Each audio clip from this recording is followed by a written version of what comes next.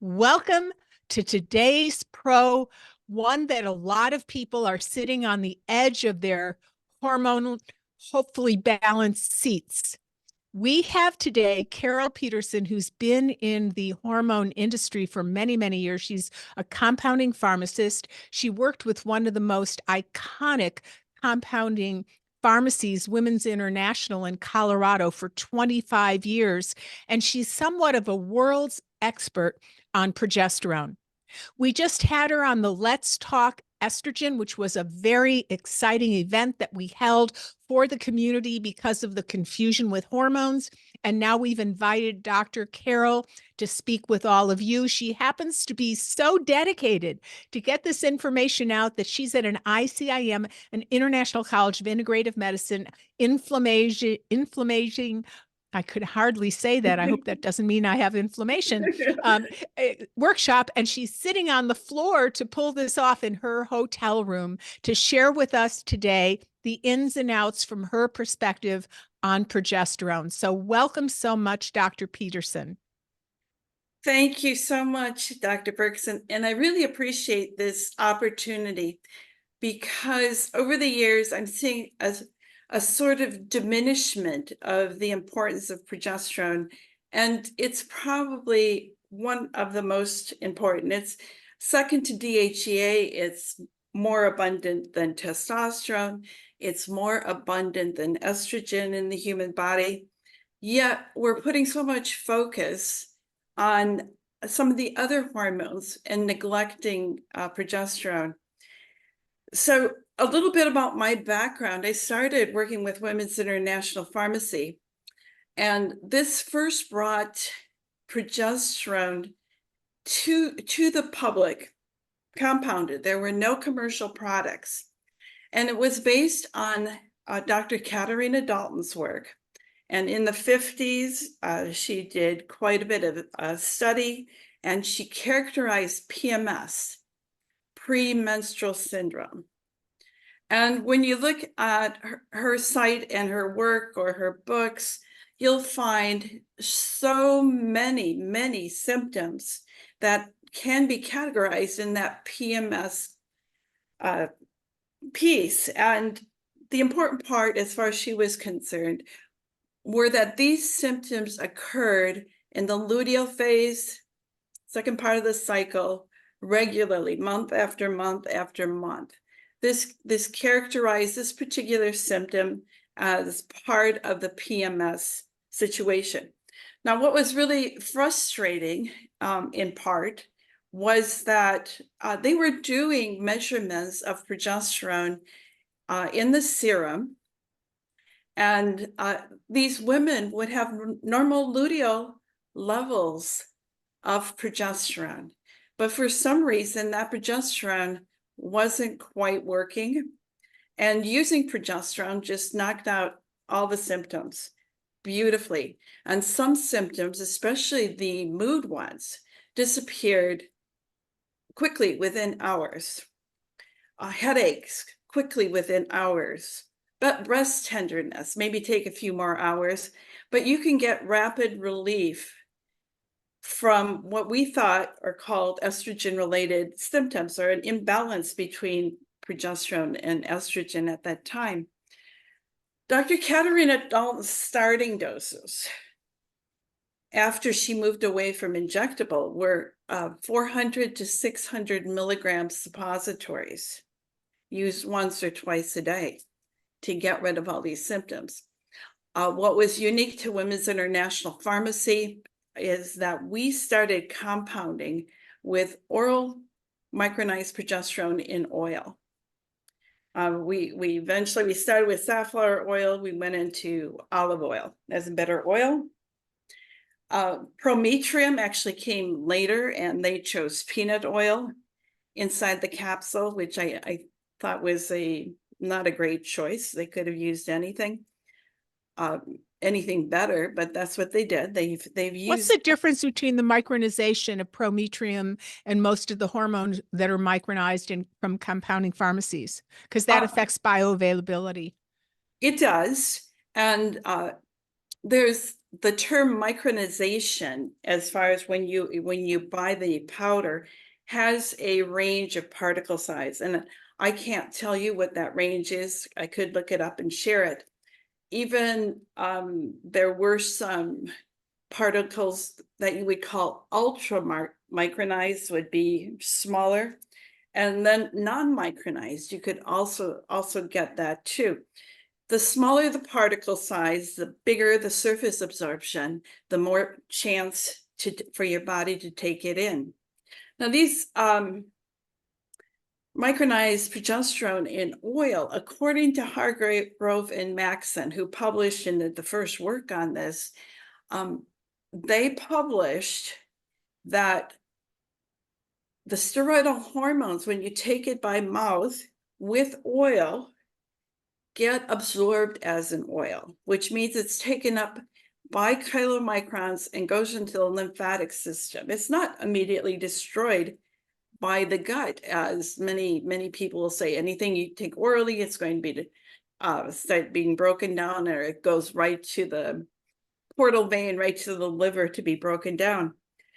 So it's not necessarily so that oral is so compromised by the gut that you can't use it. Some people will say that. The starting dose we would have with that particular dosage form was 100 milligrams 4 times a day for a PMS victim, and we'd go up from there. That was the starting dose. I've seen doses like 2,500 milligrams, and this might be not just the oral. We may have done vaginal suppositories, rectal solutions, topicals, creams, gels, sublinguals, all kinds of things. But the milligrams ingested or the milligrams on your skin is not what the body has actually successfully absorbed. And I saw miracles happen. We saw miracle after miracle when enough progesterone was used for these women. After a while, I started thinking about what was causing their symptoms in the first place, these very, very severe symptoms. And Dr. Burkson, you wrote about xenoestrogens a long time ago. I even did a book review on your very lovely book. We have that whole category of endocrine disruptors that we don't measure normally, or some of them we can't measure. We just don't know. Or now we know glyphosate is everywhere, and it's an endocrine proestrogen-like disruptor. So our bodies have this burden. Oh, heavy metals. Another thing that sits on receptors will occupy estrogen receptors, progesterone receptors. If it can't get to that receptor, it's not going to do its action. So in some cases, it might mean that you need some extraordinary amounts to get in and be there, be available as a receptor freeze, have some progesterone there to be there, have enough hormone to increase the number of receptors or activate inactive receptors or any other kind of other activity. So my philosophy in all this is let's get that woman completely free of symptoms first. And from that point, we can start looking for and adjusting those things. Let's get rid of the toxins. Let's improve the microbiome. Let's get the metal out of the body. All of these things can ease up some of this burden on the body, and you can do this safely with enough progesterone on board so you don't have to be in agony. It became more and more fascinating to me as time goes on. Progesterone is so remarkable that it keeps coming up in place after place after place. So for example, I was noticing we tend to do these trends in medicine, and we were talking about mast cell activation syndrome. So just for the heck of it, I go do a little internet search, like, are hormones involved with mast cells? Well, there's a whole steroidal cascade in the mast cells. And if estrogen is dominant and in excess over progesterone, you're going to have degranulation and release of histamine. And so many of the symptoms that are PMSy kind of too are histamine reactions. Like, for example, a sore stomach. Lots of histamine receptors there, and lots of relief can be gotten from progesterone. Women are just dazzled when their gut pain of decades suddenly disappears after using adequate progesterone. And you're saying always oral? You always use it orally? No, as I said, Okay. multiple dosage, Multiple. Okay. multiple dosage forms. So when people ask me about that, like what dosage form do you like? That's not the important part. The important part is to get the progesterone in your body so you can use it. And it'll differ. So I'll tell you a couple of things. Candida is a really big problem with progesterone supplementation. If you're overgrowing candida in your microbiome, progesterone allows that organism to flourish. It helps adjust to low blood sugar. There's also the immune complexes that progesterone will suppress during a pregnancy, so you can carry an alien body inside your body. Those things come into play, and candida takes advantage of it and will flourish. So if candida symptoms start arising, like postnasal drip and gut disorder things, then you need to really address the candida, or it's going to be a problem. The two biggest problems I've seen is too little progesterone being used and the candida interference. I wrote a blog on my website, and I called it When Women Hate Progesterone, because you'll have clients who will say, I've tried progesterone before and it was horrible. So I'd like to also introduce on the scene Dr. John Lee, who you're probably all familiar with, the multiple roles for remarkable hormone progesterone. So that's really a good book. But John Lee said, oh, your body doesn't make more than 20 milligrams of progesterone in a day. So you don't need any more than that. And then we had this plethora of over-the-counter products, which would have in each dose maybe 15, 16 milligrams, maybe a high of 30. And I did quite an extensive search. Unfortunately, he's dead, and I didn't see any reference for these remarks, but he said it frequently. And he spoke publicly a lot. It's where does this come from? So I asked Dr. Ray Pete was still alive. So I emailed him and I said, do you know the source of this information from John Lee? And he said, he said John Lee was in the habit of making up a few things. And he attached a study that showed that they were able to detect 100 milligrams per day from the vein coming from the ovary.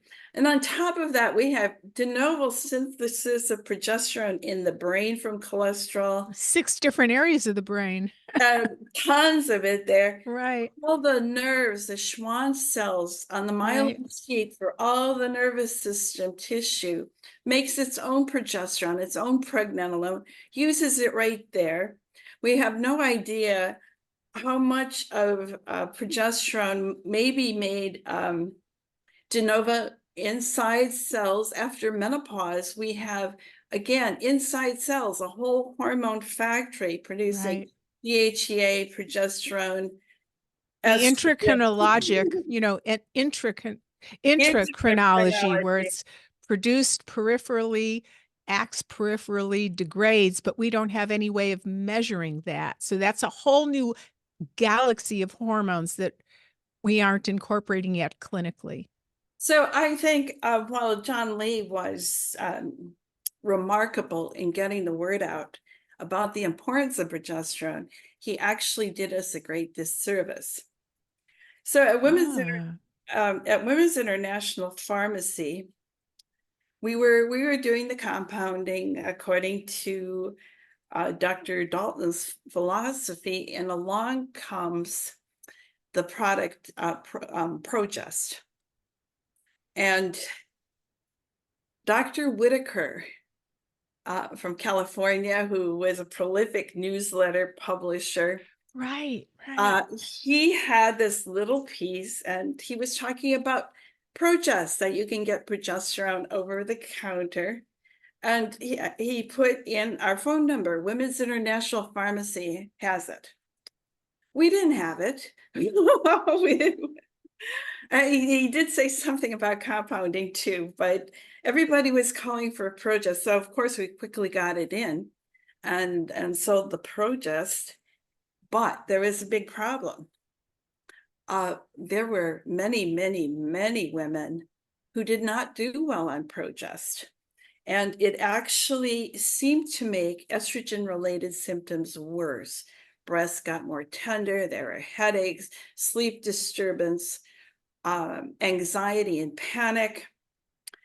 And we were in a good position because we know lots of progesterone would just take care of all this. So we would let the women that called in who are feeling terrible on Progest say, we know this can be better with more progesterone, but there's not really any over-the-counter options for you. You'd have to take this up with your doctor and get some compounded progesterone. It was about 9 months. No, it isn't. The 9 months is a little different part of the story. So Dr. Lee did a lecture. It was a lecture right here where I am, New Orleans today. And he finally addressed this little problem of women having some disastrous results with progesterone. And he said, well, it doesn't matter. He said, just keep using it for 9 months. And eventually all that will go away. Well, I don't know any women who would like to do that.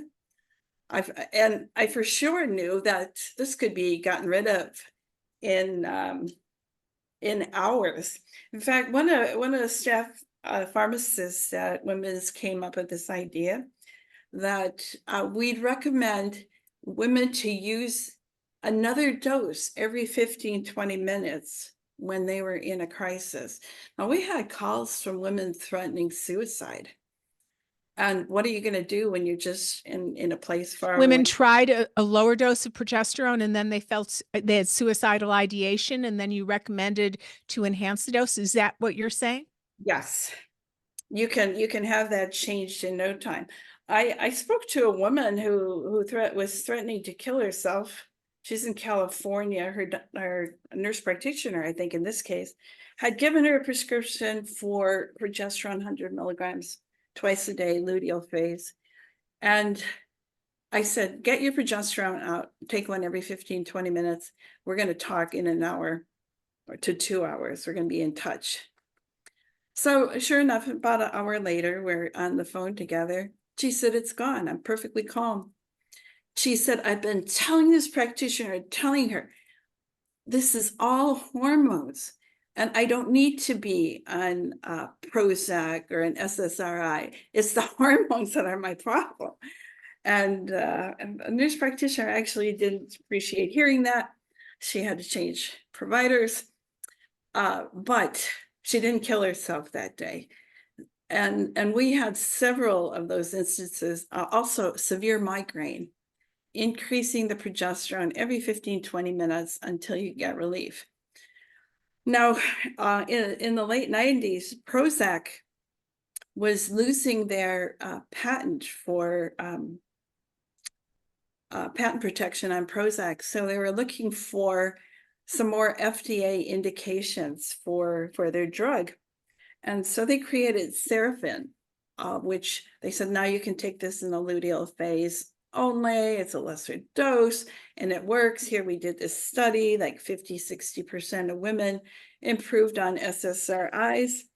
And they took some of the severe emotional symptoms from Dr. Dalton's PMS, and they created a new disease, PMDD.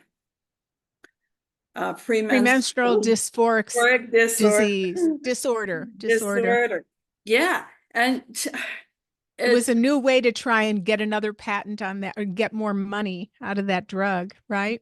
Right. So what happened then was they got a drug approval actually for this condition before it was a condition, an authorized condition.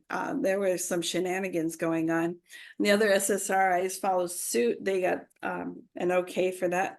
So now if you just look at Wikipedia, this is the treatment. Wait, one question. One of the nurse practitioners said when you titrate up for a headache or for PMS, do you have them keep using the same dose? It depends. For many, you can go back to your normal dosing after this acute situation, or you might have to continuously use more. You have to be guided by the clinical symptoms. When you use that higher dose, it's going to be wearing off in 4 to 6 hours. You're going to feel a return of symptoms. That's when you need to dose again. But again, you need to watch the response of your body, and you need to restore calm. It's probably the fastest thing that gets restored. And it just flips. It's a miracle. And I'm working with some very, very, very sick women with all this constellation of symptoms. And I have to encourage them to try this. And it's agony because it's scary for them. It's equally scary for me because this time I think, what if they stop too soon and run to the hospital because they think they're dying and this happens? They have to use more to get to the point where calm is restored. It's never failed. As far as my experience is, and it's been a lot over the years with Women's International, it doesn't fail, but the failures occur when you stop too soon and you haven't flipped it. And what's really beautiful, this is so beautiful, I think, when women experience that for the first time, that they have hormones they can use and they can completely wipe out these symptoms that were making their lives miserable, and they were the victim of their symptoms. Suddenly they're in charge. That's what I say. Now you're in charge. You know this works. You know what to do. Do it. You can be in charge of it. And of course, that's the start of the journey. As I mentioned before, let's get to calm. Let's get all these symptoms, the sleep returns, and things just gradually get better. But they may have setbacks now and then. They may have a time when suddenly they have more stress in their life, or eating is a big thing. Dr. Katarina Dalton advised her PMS patients to eat 5 times a day. And she recommended rather starchy foods, which I will also recommend maybe eating a little more fat and protein to women. But that one thing, 5 times a day, can make a huge difference, because you're controlling the blood sugar, which has been triggering when it drops. It's been triggering adrenaline output. And some of these things that we're calling estrogen dominance is also adrenaline dominance. It's in there as well. And what I think is underlying a problem for many of these women is that they don't handle detoxification of adrenaline very well, or estrogen. It requires methylation. And now we know that a good deal of the population has methylation defects. So what if you're turning on this adrenaline and you can't readily turn it off. Now I've just discovered another big problem that maybe not everybody's looking into.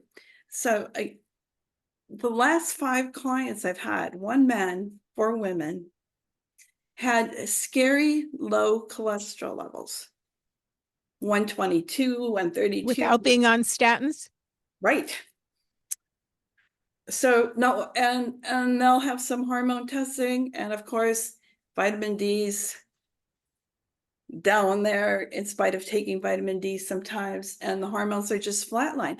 They cannot make these hormones. They cannot reconstruct their damaged bodies. They have no cholesterol to do it with. And I'm asking everybody that I know, what's the best way to rebuild, have the body rebuild that cholesterol? So most of the cholesterol that your body uses is made by the liver. I believe that that's where the focus of therapy has to be. What I've been doing for patients like that, and my hints that I look at a lot on blood work, but not always, is an HDL that's at the lower level or beneath the reference range. And if the liver enzymes are in the 20s or above, and certainly if they're like in the 30s, I run fibroscans on everybody over 50, and fibroscan is the new generation of ultrasound, and it gives you great visualization of fat in the hepatocytes or fibrosis, and then of course scarring.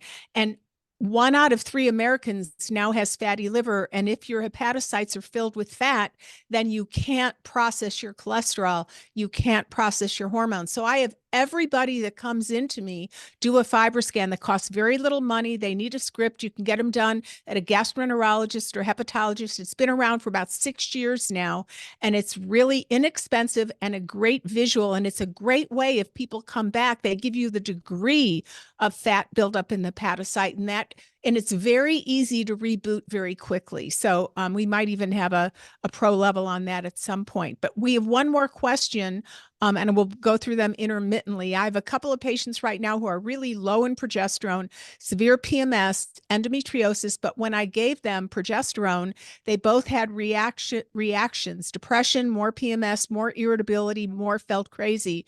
They tried oral and topical creams and started with low doses on both, but they couldn't take it. Now, so this progesterone is, if you put progesterone and allergy in PubMed, there's 65 articles that come up with it inducing progesterone-induced autoimmune dermatitis. So we know it. People can also be allergic, and I've desensitized people to progesterone, and then they can handle it. Have you ever worked with desensitization of progesterone?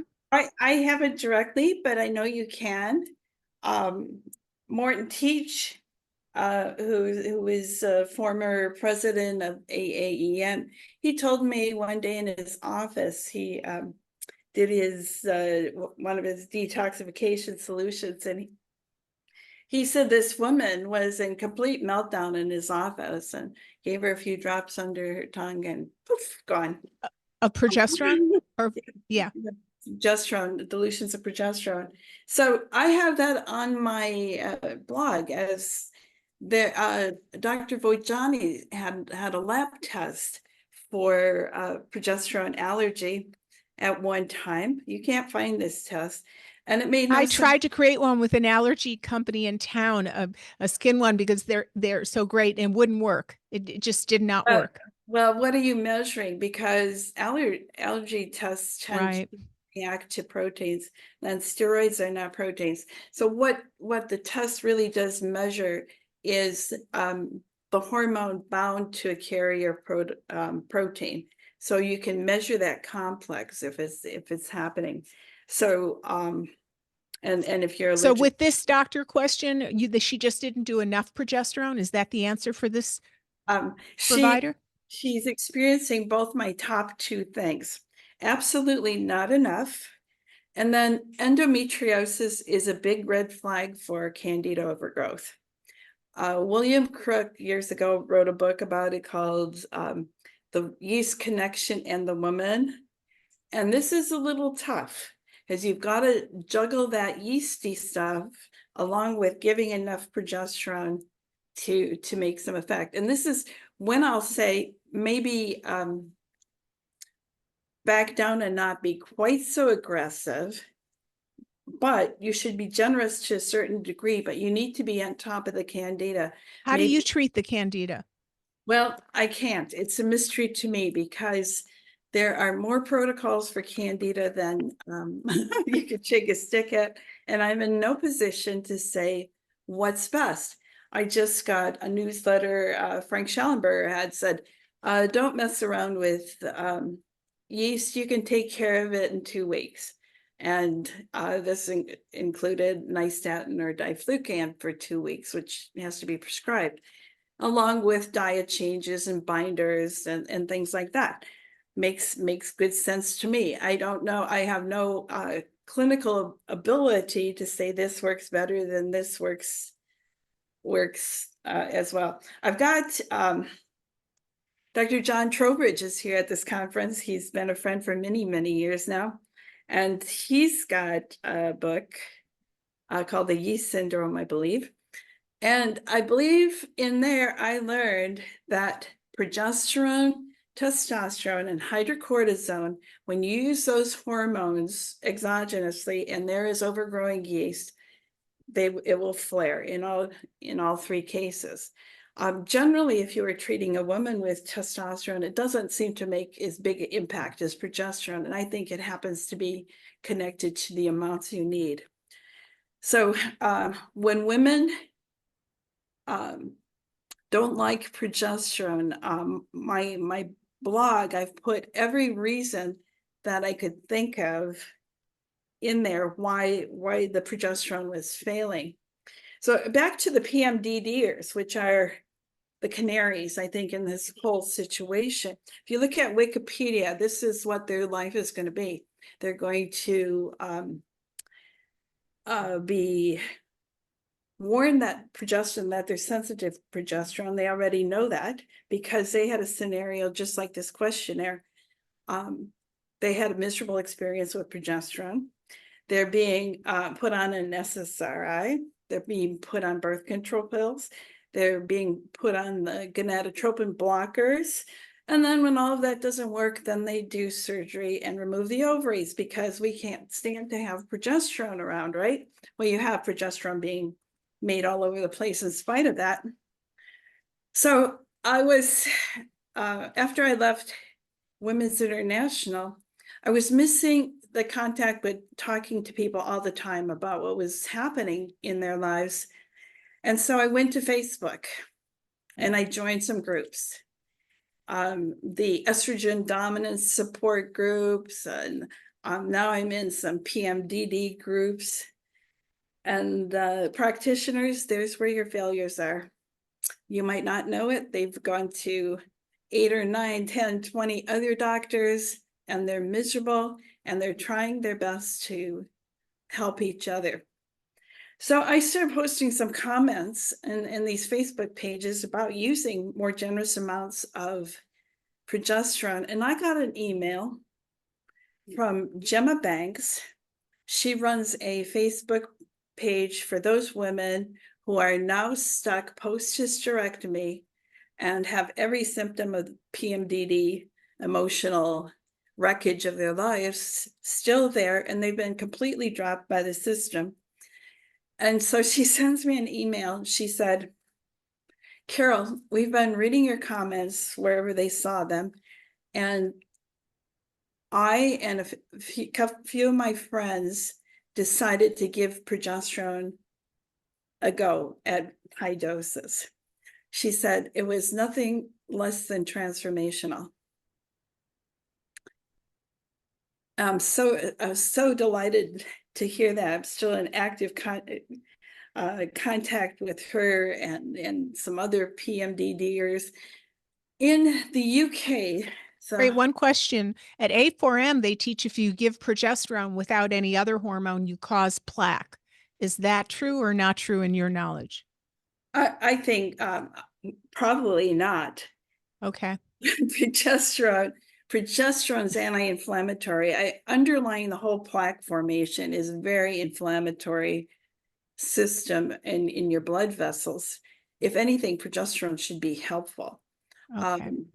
Great. Not that it couldn't be. It's it's there and you're treating somebody with a very inflammatory situation. Maybe you're not using enough, or maybe you use so little that you made all your symptoms worse: the breast tenderness, headaches, sleep problems, anxiety, panic, suicide ideation. That happens. And I have a real problem with the A4M teaching. I've complained bitterly about this start low and go slow. Please, this is perfect. This is exactly what we want to hear from you. Thank you. Maybe if you're aging gently, maybe. So what levels, tell us the exact levels you start out with and what exactly you do. And how do you, is it always oral? You say it's not always. So can you give us your guidelines for starting out dosages and how you taper up, and then also how you decide what delivery mode? Okay, so now my delivery mode is in part dominated by what can be available to patients. I was about to say, in the UK, they actually have a rule that doctors who are primary care can't prescribe more than 200 milligrams of progesterone, and they only have oral available. These women are getting progesterone from other countries, getting from India, going to Spain, going to Greece, getting progesterone all over. And then they're buying the over-the-counter creams and oils and things we have available now in the US at some better strengths than the 16 milligram Progest stuff. You can get all the way up to 200 milligrams per gram of cream in your hands as just a person. OTC? OTC, yep. What's the company? Onas. How do you spell that? ONAS, Onas Naturals. And you can get that online in the United States? Yep. And you can, I'm consulting with Quicksilver because Scientific, they've developed a whole line of over-the-counter. Right, Dr. Shade, great. Right. And the progesterone, and that is very low in milligrams, but you have an enhanced delivery system. So as I said before, it doesn't matter how much you put on or ingest, it's some amount has to get in. One of the problems, I believe, with creams is if you have a low thyroid patient, they're not going to absorb very well from their skin. And there will be why is that? Two reasons. One is your skin circulation is poor, cold skin, cold hands, cold feet. So it has to cross the stratus corneum, get into the bloodstream to be used by the body. And it can't do that very well if your circulation to your skin surface is poor. So perhaps a hot shower, a hot bath before you put it on would enhance it. The other thing in creams, the hormone is not in solution. It's partially in solution in the oil phase of a cream, but a lot of it is in suspension. And patients can put on a cream and they'll complain that they have a powder residue left on their skin.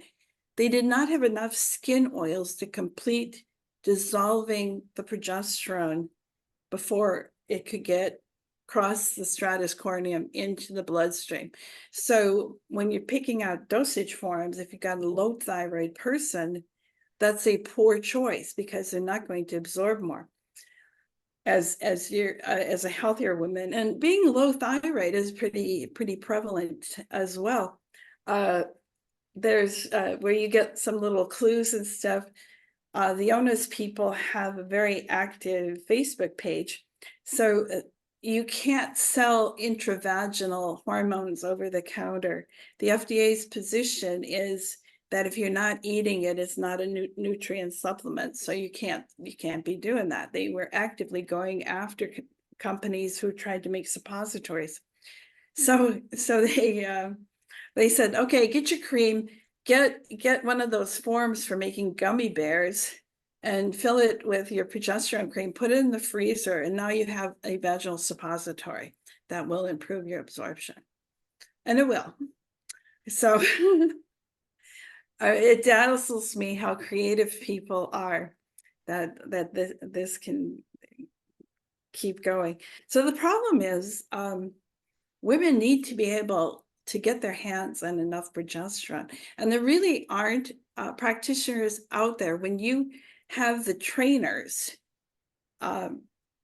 insisting on starting low and going slow, this spells a disaster. And your nurse practitioner question was exactly what happens. So what she So going to what are the doses you usually start at? And by the way, there is Bezwecken suppositories that are available. But Bezwecken is constantly under attack by the FDA, and we right? appreciate that company too. Yeah, Yeah. what are your starting doses for the typical patient? Like, Okay, I like to and any flashing red lights of symptoms that say what delivery mode? Okay. okay. It doesn't matter, but I'd like to see hundreds of milligrams being used rather than 10, 20, 30 milligrams, even 50 milligrams. I let me give you an example. So I had a client, she had been given pellets. She had testosterone pellets and she had estrogen pellets, and she had been bleeding for 9 months. And as far as I know, those people who do training on pellets will give their patients 100, 200 milligrams of progesterone. It's far too little to balance the massive doses that are really coming out of those pellets. So she's bleeding, and it's a common occurrence. And so she didn't want to continue with pellets, and she didn't want to be bleeding. And I said, in order to stop the bleeding, you have to have enough progesterone so that stimulus you have from estrogen to build up all that tissue is dampened. And she finally, she probably started at 200, 300, 400 milligrams. At 800 milligrams every day, this lady in her 70s, no more bleeding. And you do this several times a day, or can she take it once a day? It's better if it's several times a day. And it doesn't make them tired if they take it during the day?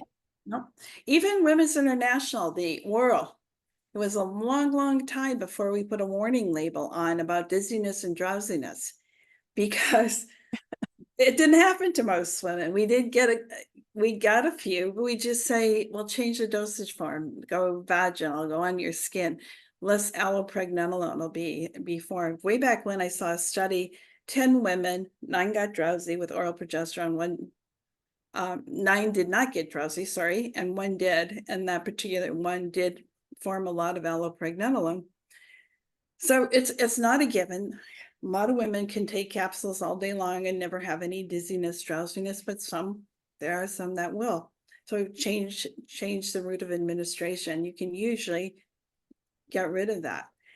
Do you And track serum levels? You know, there's about 70 studies at least that show that if you have at least a 4 nanogram per milliliter level of progesterone in your blood, and you go into any breast cancer surgery, and then they track 15, 20, 25 years later, those women have less recurrence. And if they do have recurrence, they have less fatality. So I have used that kind of as my marker. I aim at least to get 6 nanograms per milliliter in my serum to tell me that I'm protecting the endometrial lining in the breast. What do you think of that? it's not a given. You're still going to have to check, and that occurs for every dosage form. If you use oral and you used it, as I said, the starting doses of 4 times a day oral in the luteal phase, this actually will bring up the luteal levels. We've seen rises up, actually even up to 30 or 40 with 600 milligrams oral. You can get good luteal numbers with serum with oral. But Do you cycle your progesterone during the month? It depends. If you're a young woman and that's where your symptoms are, you cycle. If you also have trouble in the first part of the cycle, where you have anxiety and sleep problems then, and you start having heavy bleeding because you're building up big layers in the endometrium, that's where progesterone has to be taken to balance the estrogen at that part of the month in order to avoid this heavy bleeding.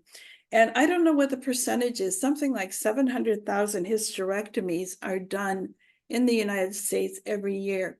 The vast majority of them are being done for heavy bleeding, easily corrected.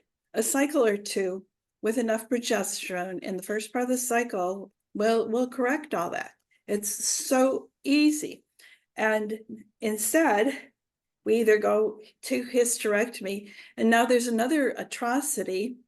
They're inserting Mirena coils, which have a progestin, which may have some dampening effect on the buildup of estrogen, but I think it fails a good part of the time. And there's this, it's a very in thing right now. You hear this all the time. Women have Mirena coils. What are you going to do with them? These ladies have to have those coils out before you can treat them successfully with hormones. There's too much interference by the synthetic. So But what do you think birth control pills are doing to promote progesterone resistance?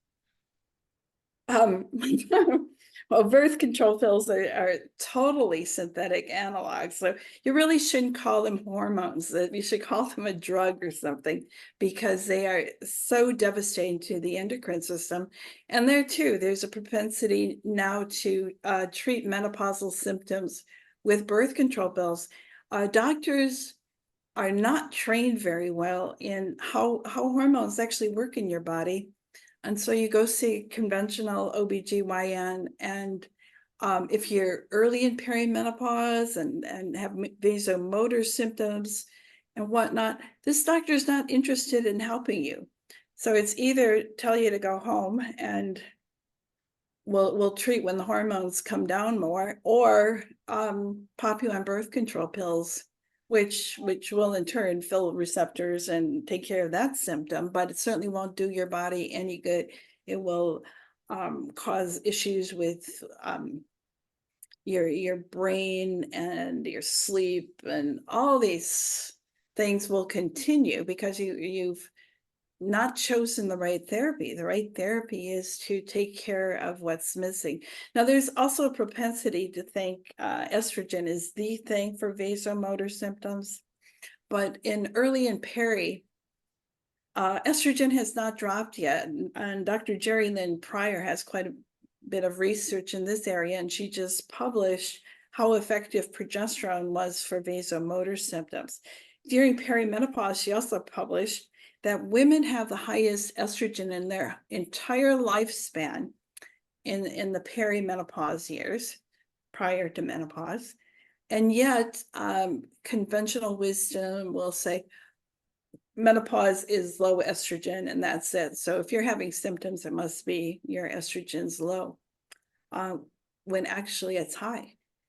And then we don't have good measurements for all this. Like maybe you'll do an estradiol, but maybe your estrogen is hiding under estrone, and maybe it's hiding in the 20, 30 other metabolites.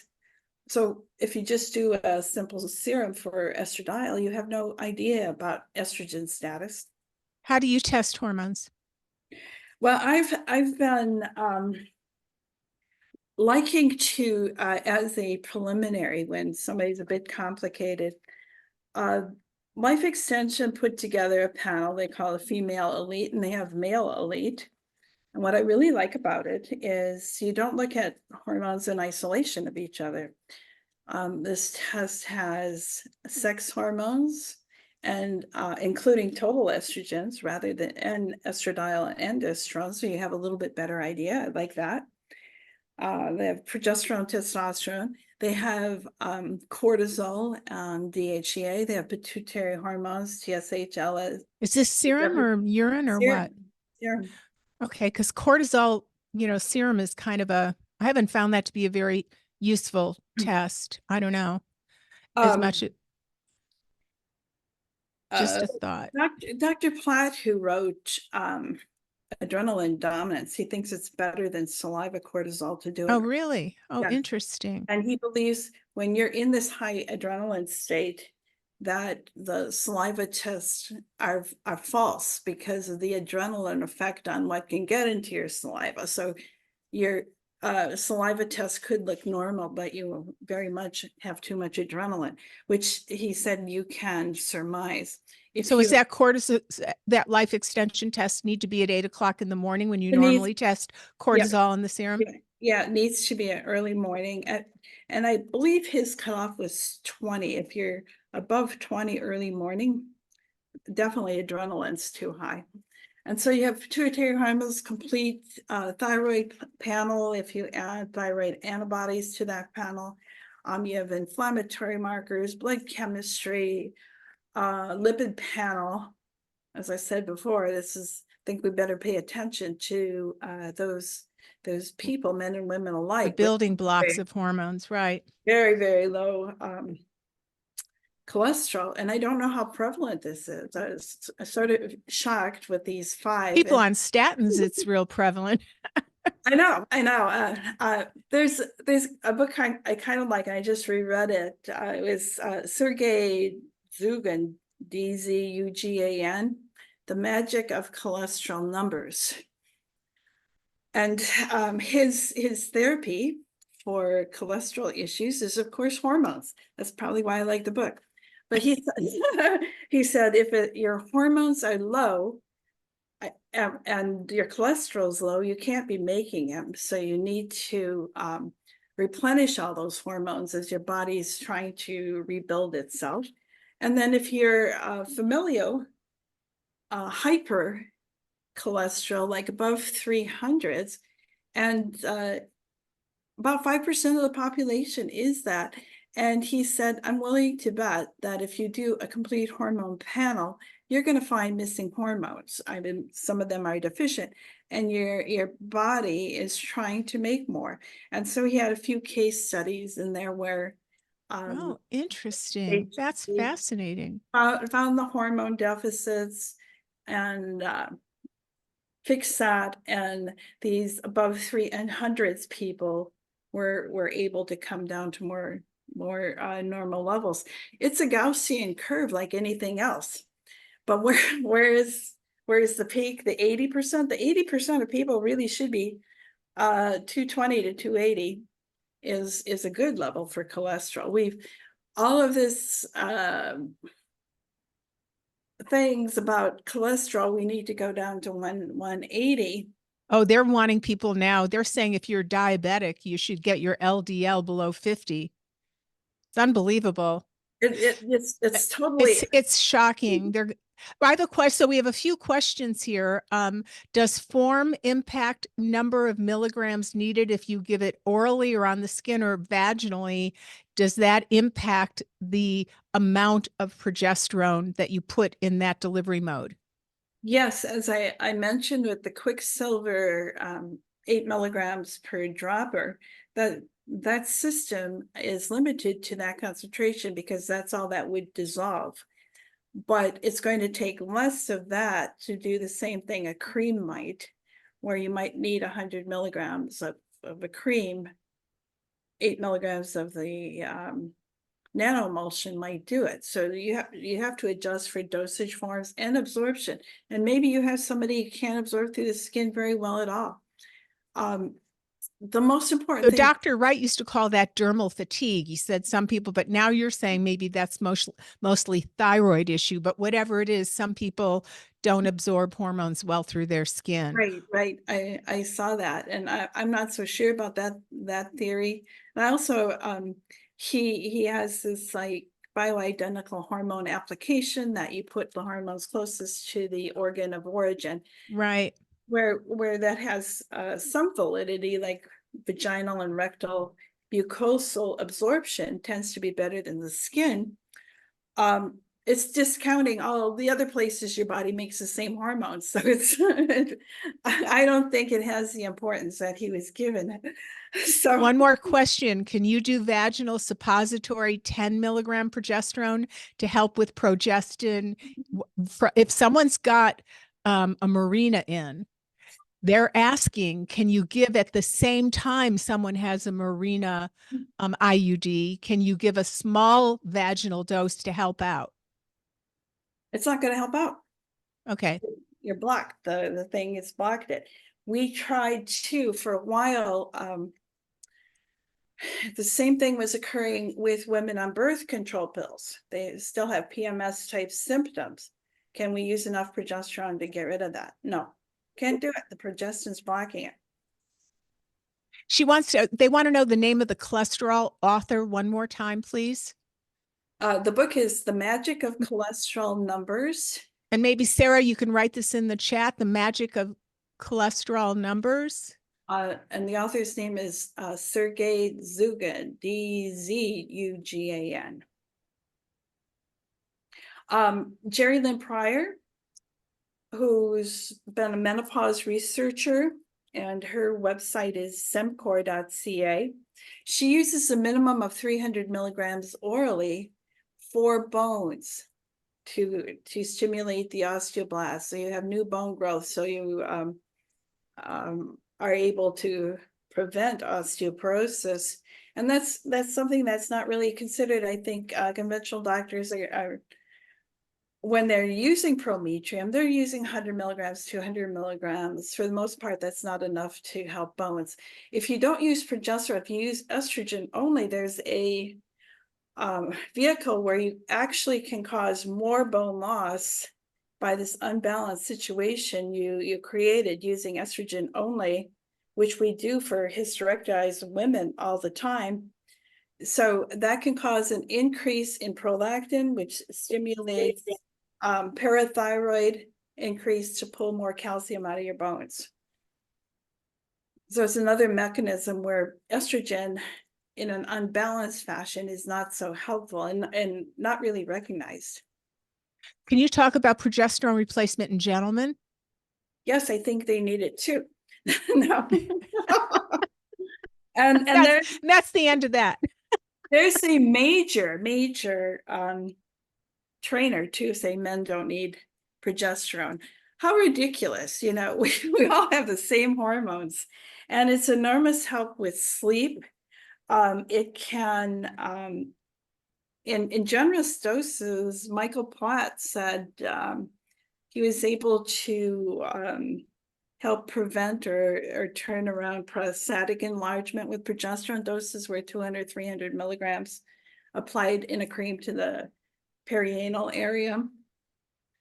I do that along with iodine because iodine controls the architecture of the prostate, just like it does with all of the other genitalia. So if you give 12.5 or 25 milligrams, depending on the size of the gentleman, or if there is benign prostatic hypertrophy there, the larger the prostate, the more that you need of the iodine. And I would imagine that might be also true of progesterone, the more you might need of the progesterone. Does size rule here? Like if you've got a really enlarged prostate with someone who's waking up 8 times at night, would you go maybe even higher in that gentleman?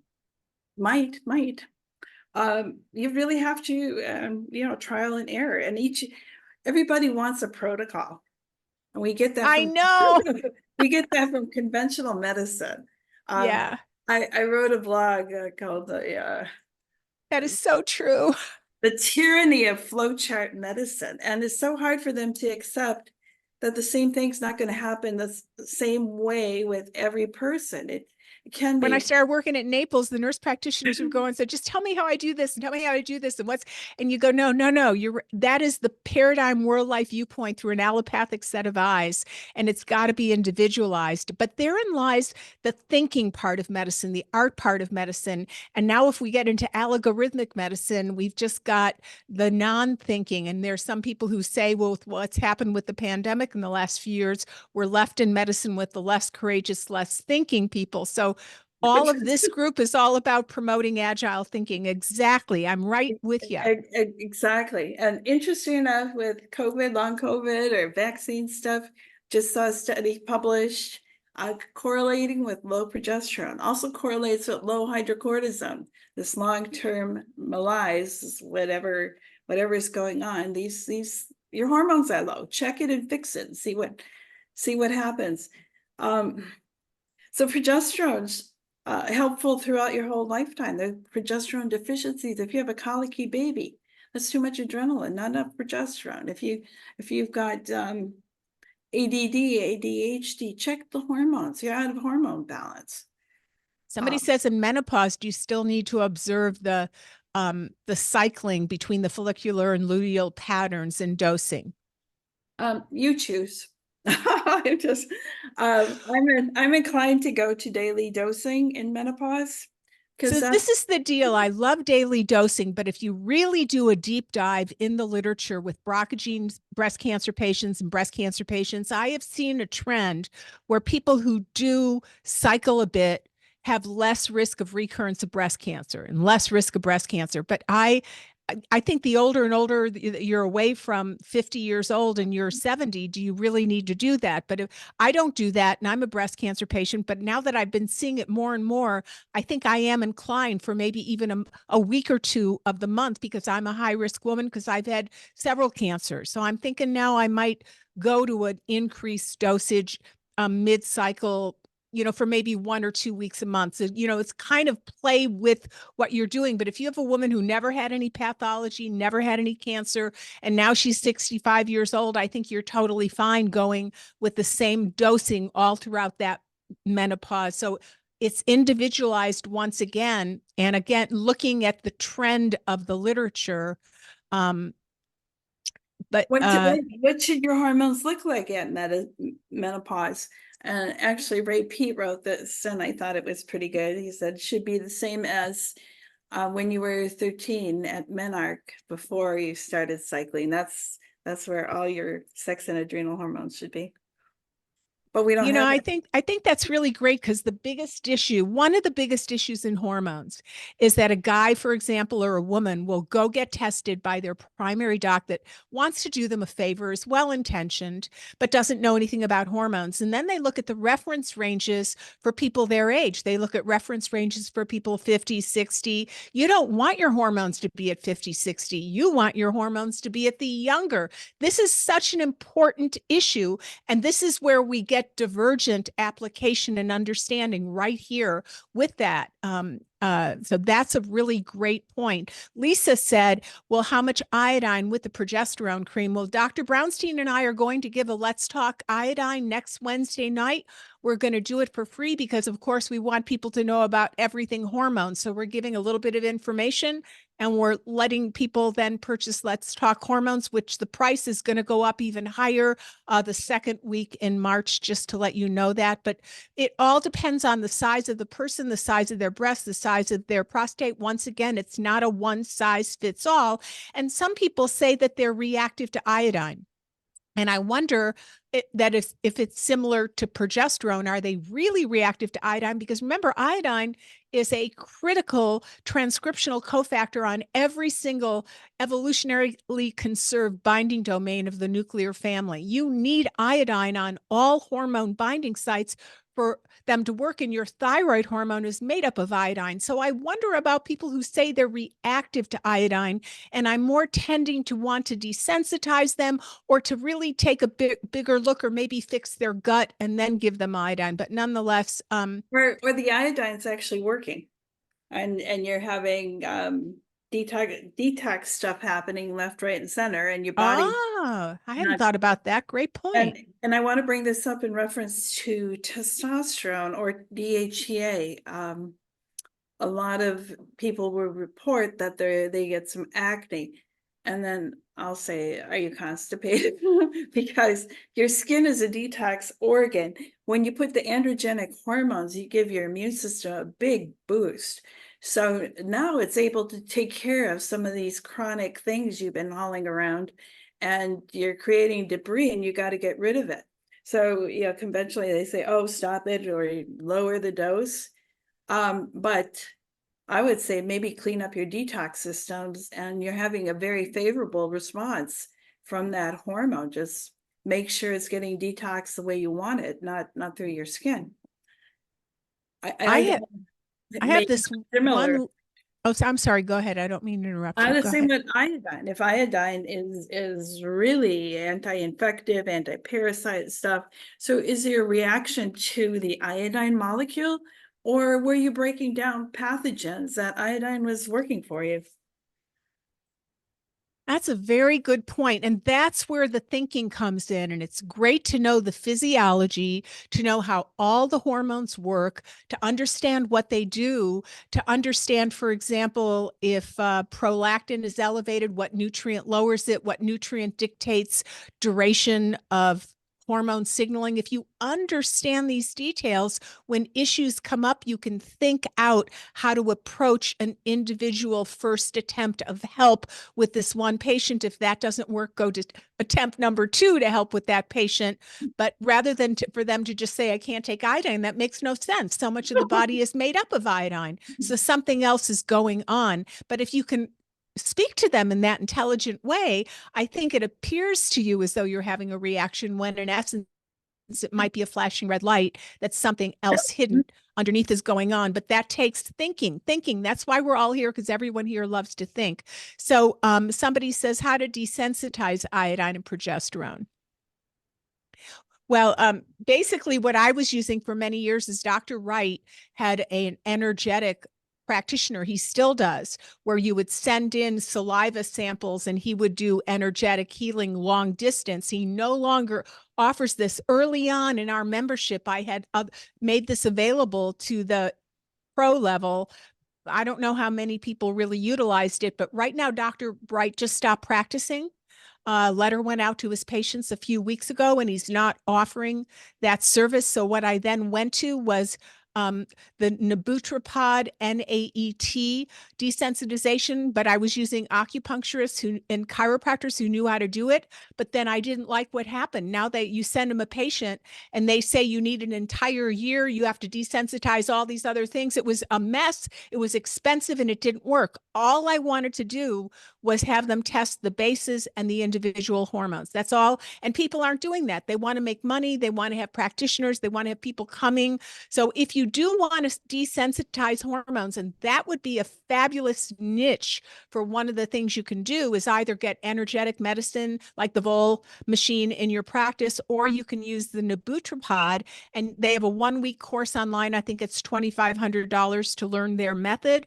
And then you could desensitize patients with that. And I think that that's a great way to attempt to do it. But for years, I was using the energetic. I had one patient that every time she took progesterone, she got really sick. And I did not know about you're giving more to overcome that reaction.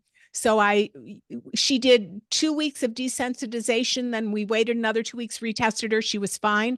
And now she's been on progesterone for the last 3-4 years with no problem at all. So desensitization does work. You can have an allergic reaction to hormones, but then you got to have some way that you do it. And that's the way that we've been doing it. Is there anything else, Carol? Take it away. If whatever else you want to talk about. Now that we've got you, we're going to go a little longer. Okay, breakthrough bleeding. I want to address that. Oh, yes. Perfect. Yay. And so you may have somebody in menopause and they're taking daily hormones. They've got some estrogen, progesterone, testosterone, DHEA, whatever. Life is good. And then suddenly there's some bleeding. Now, if you go conventional medicine, has to check out everything. You've got to look for cancer. If you go that way to go get checked out, but you can have that all checked out and there's nothing there to see. There's no thickened endometrium and it's sort of frustration. But this is a scenario which I believe commonly happens, is progesterone as a precursor for the corticosteroids under a stressful situation can be diverted over into that pathway more, and you have less progesterone balancing estrogen. So during this time, more and more layer is being built up in the endometrium while there's a stress situation. Then as things calm down, progesterone becomes more active in its secretory function. There's a layer to shed. It's going to cause it to shed. And people forget that this is a secretory hormone. It's going to clear out that endometrium. It's the function of progesterone. So women would call and this is happening and I go, isn't that wonderful?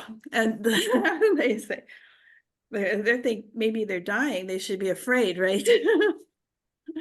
And so I always ask, I said, just proceeding in the last month or so, did you have an increase in stress in your life? And then all this stuff comes out, people dying and having to travel here and there, crisis at work. And I said, during this time, as the stress was going on, your body was building that layer. Progesterone is now getting rid of it. You're finished, you're good. And that happens with some frequency. And it's something that women and practitioners should know about, to not be super afraid. If it continues to occur, if you're having people spotting all the time, you've got an imbalance in your supplements too.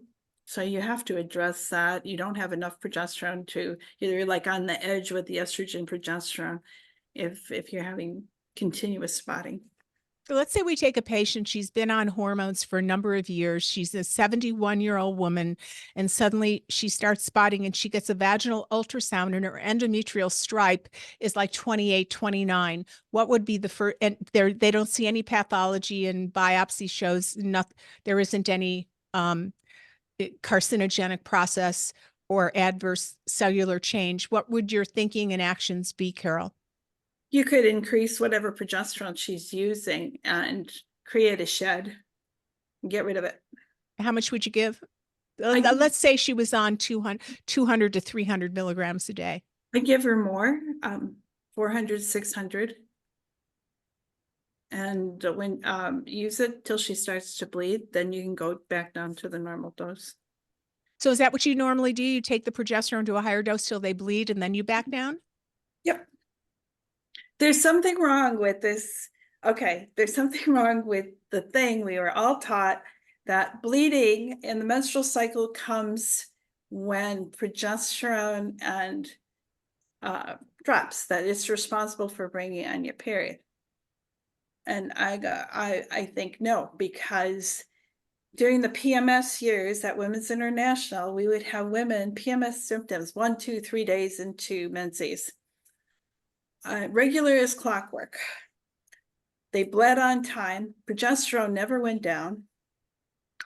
So maybe it's not progesterone. It might be estrogen, because we also, when progesterone's gone down in younger women, perimenopause, we have shortened luteal phases, we have anovulatory cycles. So what makes body dysphoria, gender fluidity, yeah, anxiety, insomnia, elevating FSH, yes. She's 24 years old, right? There's probably not enough progesterone to drop. I think it's probably the cycle of the estrogen dropping would be one of my theories, but there's probably a PhD in there if somebody wants to do it. I truly think that we know very little about hormones. And the problem is our adjudicators of hormones are the gynecologists, urologists, and endocrinologists, and they mainly use birth control pills or estrase patches, or they just don't have this, and they weren't taught to enjoy and make it a delicious journey to do a deep dive. So that's where functional medicine, that's what we're going to try and do with everything hormones, of which Carol is going to be one of the people on everything hormones. And we're going to do a lot of new information that I've not been teaching at my other hormone courses, but we're going to try and do a deep dive for doctors so that they can really, by Monday morning, think on their feet on their own about these kind of things. But I do think that we have not been trained in hormones classically in a way that makes sense, that everything's changing. And, everyone constantly forgets that estrogen is a growth stimulant. That's just with ER alpha signals. ER beta signals are control growth signals. And Yanaki describes ER beta and the signals that come from it being docked and shaken are one of our own natural chemotherapeutic anti-cancer preventative. And I get emails from people all the time where they can't even get estriol. I wrote in Safe Hormones, Smart Women, I searched and searched and searched, and I finally found an article that suggested that progesterone upregulates the ability of estriol to signal ER beta. And I do think that progesterone helps control growth through ER beta. But that's a theory that I proposed in Safe Hormones, Smart Women. I know, another PhD. So is there anything else that you want to discuss? We got a few more minutes, and Sarah put the sign-up sheet for the CME course. The second week in March, it's going to go up another $100. But we'd love you, if you're not going to go, if you could share this with your colleagues and your friends, because we're putting a lot of time and effort, and all of a sudden it seems like April is really, really close. So we need to get some more people to sign up to make this a really fabulous event. So we'd like a little bit of your elbow grease for that. And maybe if we're members in this group, Sarah and Karen and I will put our heads together and give you an extra little bonus or benefit if you sign up for members from this group. I hadn't thought about that till this second. Is there anything else you want to say, Carol? Oh, yeah. I want to see women empowered. I really like that there's over-the-counter products available, and there needs to be training, though. Practitioners and people, they don't have the knowledge that they need. So that's why these things are so critical, like we're doing this podcast and the other educational thing. And the other one is 16 hours of CEUs, FYI. Okay. Practitioners need to learn how beautifully these hormones work, and when to use them, when they're deficient, what the clinical signs are, and they need to teach. And not do bioidentical hormones and say, oh, here's a prescription for you, see you in 6 months.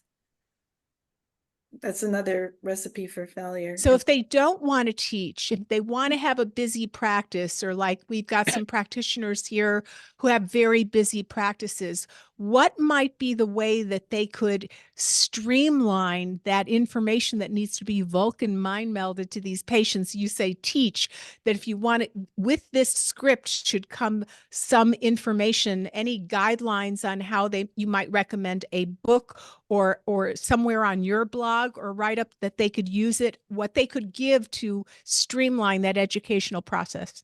Well, on my blog, I have a list of 100+ progesterone deficiency symptoms, but various practitioners do make up charts with what does a deficiency look like, what does an excess look like, and give it to their patients and tell them to put it on their bathroom mirror or something. So they pay attention to how they're feeling, and they're guided by these symptoms. How many times? I love that. Put a big sign on your, how are you feeling? Yeah. That is to get people more beneath their neck, not just above their neck. Right. And then how to interpret that, because how many times have you seen or heard somebody say, oh, I tried this this hormone, that hormone, and it didn't work for me. I felt terrible. I say to them, I have to have descriptive words. This means nothing to me, feeling terrible. What does that mean to you when you say it in this context? Women have to learn how to be able to communicate those symptoms and things to their doctors. What can you do with that? I feel terrible on this. Okay, you can't take this, but why couldn't you take that? Was it just simply you had the right hormones in the wrong proportions, wrong dosage form or something, not absorbing? Or was that terrible for you totally, like birth control pills? Yeah, it's a big distinction, and women are confused themselves because they don't have enough information. They need good practitioners to help teach this. Excellent. And also someone just asked, why not for pharmaceutical boards? Well, on Sarah, thank you so much, Sarah. Sarah's right on top of it. I so appreciate Sarah. I could not do what I do to serve all of us without Sarah and Karen. Honestly, LK, my goddaughter, who's Karen's daughter, and Michaela, who's Sarah's daughter. She's getting married in October, and I got excited because I just got the card. Our CME is AMA PRA Category 1 or CEU credit hours. So if your board will accept that as a pharmacist, then you can get credit, and it's 16 hours. I also can reach out to them and chat with them and ask if there's anything else. But when I asked them about, I wrote a note to the board that I got the CMEs through. And I said, what about naturopaths? And they said, have them send this sentence to their board. So Anna, you should send this sentence and see, but I'm also going to look a little bit more into it too. There's 2 more questions. Oh, so Anna said, okay. Because we'd love everybody, you know, if you're putting that. And by the way, it's going to be recorded. So if you can't be there, you can use it anytime and you'll have access to it ongoing. It'll be permanently evergreened up. There's one more question, I think. So if you purchase the course in the up till March 1st, why don't we, for pro level people, give you the discount we gave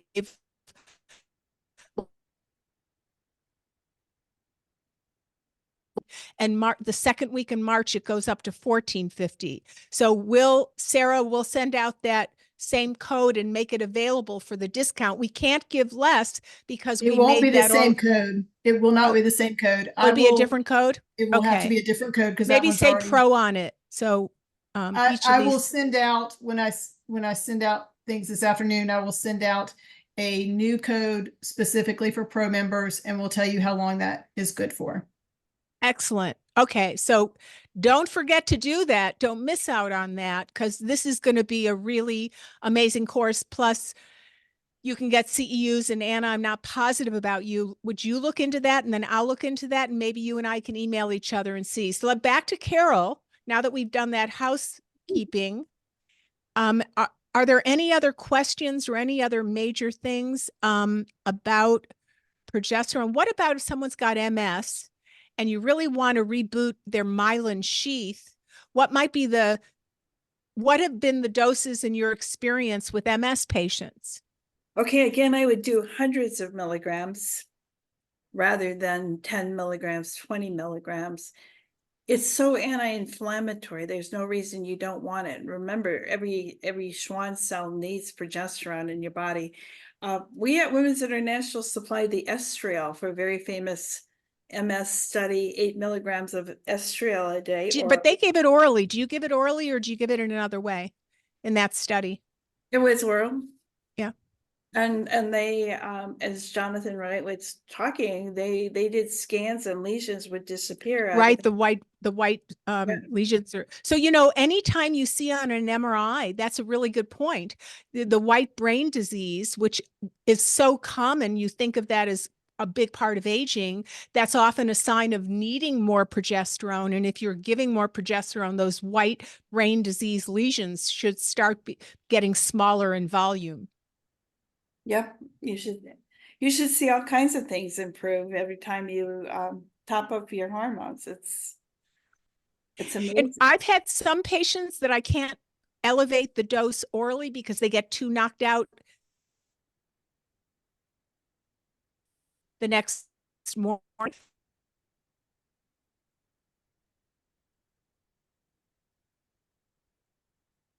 I play with adding the other delivery mode that they can handle. Because I have some patients that go up to 200 milligrams sustained release oral progesterone and they can't wake up the next day. They're really knocked out. So I use that as kind of a monitor. Is that like a good idea, Carol? It's a very good idea. I asked Jerry Lynn Pryor about that, and she said, I think a long-term sleep deprivation may be a piece in that too. When you first use progesterone and women haven't been sleeping and they haven't filled their sleep tank adequately. And so if she's right, there's some possibility maybe grogginess will occur at first and generally disappear, but I have no evidence for it, just passing on her comment. It's just hard to deal with it if you're really groggy during a day. It ruins your day. So it makes it a little bit hard to say to somebody grunt through it. Yeah. But interesting. Alternative doses. So you said the highest dose was 2,500 milligrams. Can you talk about which patients got that and what was the circumstance around that, or give us a case? That was for severe PMS, and that was multiple dosage forms, not all oral, maybe some vaginal, maybe some sublingual. We had Another one. We didn't hear the last sentence you said. You froze for a second. Can you please repeat that? It's multiple dosage forms to do this. We once had a really heavy bleeder, a young woman in her 20s, going to the emergency room every menstrual cycle for blood transfusions, bleeding so heavily. And the doctors there would say, oh, you've got to take birth control pills and you've got to take 3 or 4 at a time to stabilize that endometrium. No, they're setting her up for next month's bleed with all that estrogen type stimulation. It took 1,700 milligrams of progesterone in a troche daily to stop that. Now, there's some possibility if you're using higher doses of progesterone that you would stop ovulation. You essentially, your body will think it's pregnant. And at what dosage form and how much that will take, I don't know. That would be the perfect way to come up with a safer birth control, but you can't rely on it because like with the bleeding, progesterone at any moment could be drained off because of stress and you've lost your birth control. So it's not going to happen. shoot, this might be the time to end this talk soon because you're starting to Yes. freeze. Can you try and repeat that sentence I one was gonna more say, time? Dr. Burkson, you're the one that's freezing. I'm the one that's freezing? You're the Yeah. one that's freezing. Everybody else Wow. is watching you. You're kind of cutting in and out. And so Oh, I I think have that's no idea keeping why. seeing what Carol's doing. Oh, okay. So she's not freezing at all? Nope, it's all you. I'm Sorry. sorry. Well, Carol, go ahead and finish your thoughts and I'll just shut up. Okay, well, it's like I said, please help women understand what's going on, help teach them and learn yourself what the hormones are responsible for clinically, because what everybody wants doses and how much and a protocol, you can't have it. I can't give it to you. But you can be very, very successful and empower women to understand their bodies better, and they know what to do because you taught them. It's really, really wonderful practice. And Carol, there is one question. Chris was looking for where that list of low progesterone symptoms was on your website. Do you know which blog you have that in or where it is? I think I just called it progesterone deficiencies, and it's on the blog tab. Can you put your website in the? And It is in the chat, but I'll drop it in again. Okay. Yeah, I came late, so I might have missed it. The wellnessbydesignproject.com, or my name, carolpetersen.com, Petersen with all E's.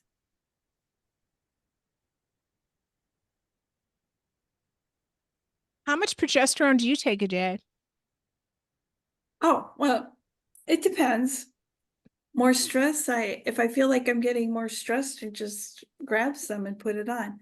I use some for sure, and then moderate it. I've been using hormones since my early 40s. I'm 74. And my issue was hypopituitary. And I came from Wisconsin. My part of Wisconsin was heavily dosed with atrazine in the groundwater. I feel pretty confident at this late time that that's probably contributed to the low pituitary situation. People from my hometown have there's low pituitary bodies everywhere you look. Women, very large breasts, they're very big rounded butts, overweight. If you go out for the 4th of July, they're everywhere. I think the community's poisoned.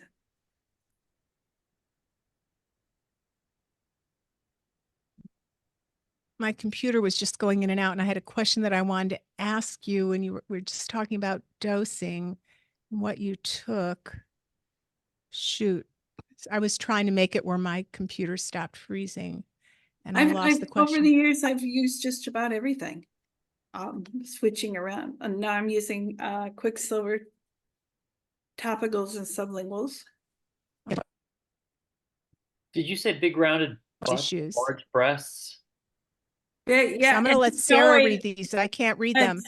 And hanging down bellies. apron-like bellies. That's a hypopituitary body. How does that work? How does that work? Yeah, can you explain that mechanism? Why that person is hypopituitary? Or that, or how the hypopituitary causes those presentations. Okay, so the pituitary, FSH, TSH, LH, they're the hormone directors down to the sex hormones, adrenal hormones, thyroid hormones. So your pituitary can get poisoned, it can be atrophied, you can have a tumor. But you're going to see the downline hormones are all suffering. When I run hormones now in young women in their 30s,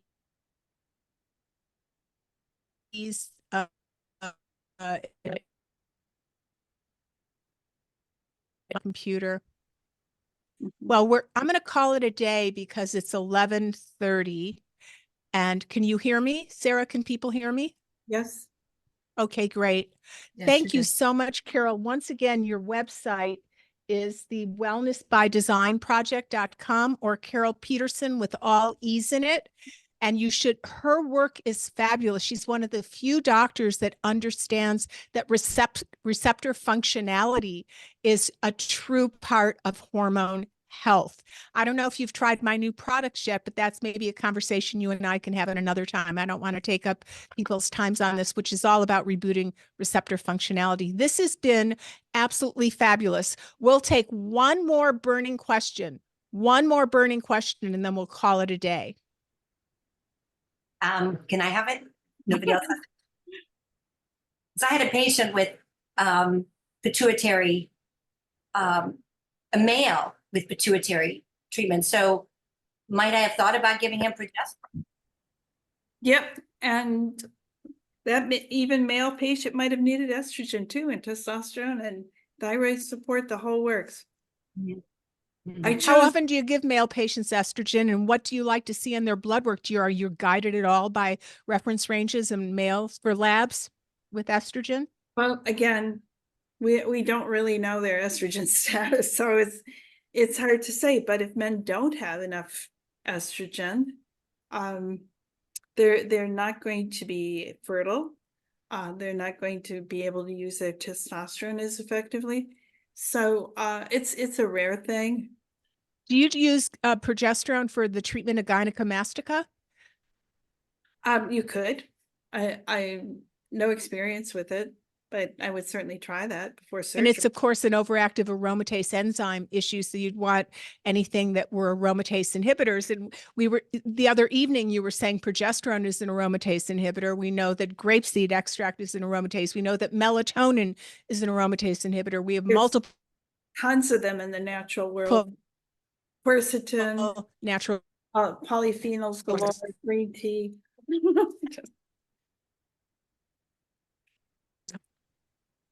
We probably have more food available aromatase inhibitors than we know. Thank you so much for your time. I know you're at a conference and you're sitting on the floor, and I'm going to give your bones a break, even though you don't look 74 at all.